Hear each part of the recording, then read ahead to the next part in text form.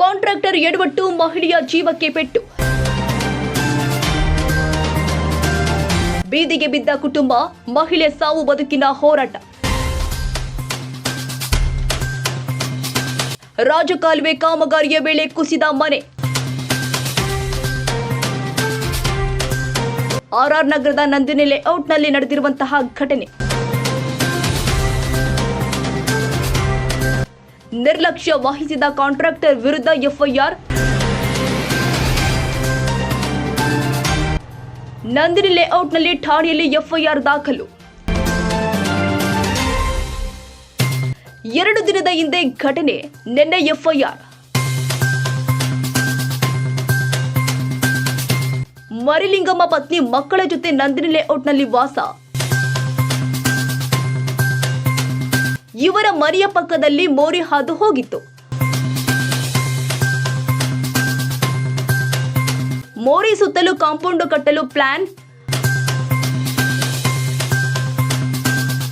ಮನೆಯಿಂದ ಮೋರಿ ತನಕ ಕೂಡ ಜೆಸಿಬಿಯಲ್ಲಿ ಪಾಯ ತೋಡಿದ ಕಾಂಟ್ರಾಕ್ಟರ್.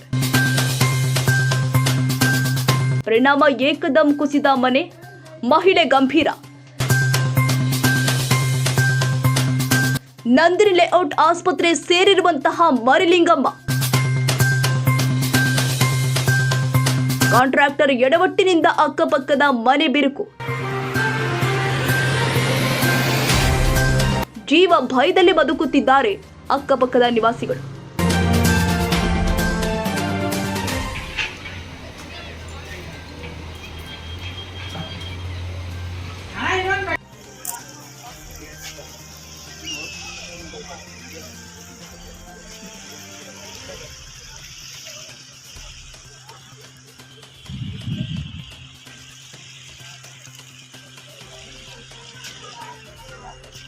ಅಡಿಗೆ ಮಾಡೋಣ ಅಂತ ಹೋಗಿದ್ದೆ ಅಷ್ಟೇ. ಅಡಿಗೆ ಮಾಡೋಣ ಅಂತ ಹೋಗಿ ನಾವು ಬಿದ್ದಿದೆ ಗೊತ್ತಿಲ್ಲ.